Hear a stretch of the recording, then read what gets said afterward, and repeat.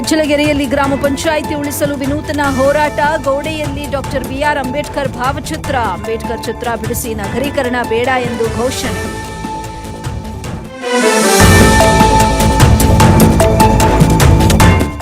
ನರಸೀಪುರದ KSIC ಜಾಗದಲ್ಲಿ ಕ್ರೀಡಾಂಗಣ ನಿರ್ಮಾಣ ವಿಚಾರ. ಕಾರ್ಖಾನೆ ಮುಂಭಾಗ ಬಿಜೆಪಿ ಮುಖಂಡ ತೋಟದಪ್ಪ ಉಪವಾಸ. ರಾಜ್ಯ ಸರ್ಕಾರದ ವಿರುದ್ಧ ಧಿಕ್ಕಾರದ ಘೋಷಣೆ ಕೂಗಿ ಆಕ್ರೋಶ.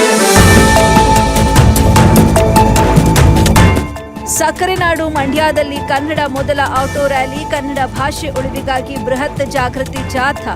ಜಾಥಾದಲ್ಲಿ ಸುಮಾರು 50ಕ್ಕೂ ಹೆಚ್ಚು ಆಟೋಗಳು ಭಾಗಿ.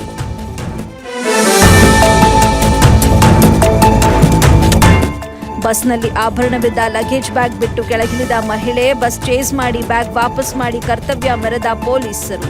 ಮಂಡ್ಯದ ಶ್ರೀರಂಗಪಟ್ಟಣದ ಕೆಎಸ್ಆರ್ಟಿಸಿ ಬಸ್ ನಿಲ್ದಾಣದಲ್ಲಿ ಘಟನೆ.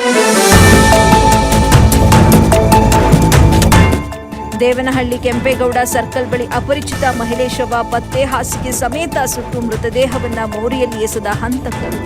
ಮಹಿಳೆ ಗುರುತು ಪತ್ತೆ ಹಚ್ಚುತ್ತಿರುವ ದೇವನಹಳ್ಳಿ ಪೊಲೀಸರು.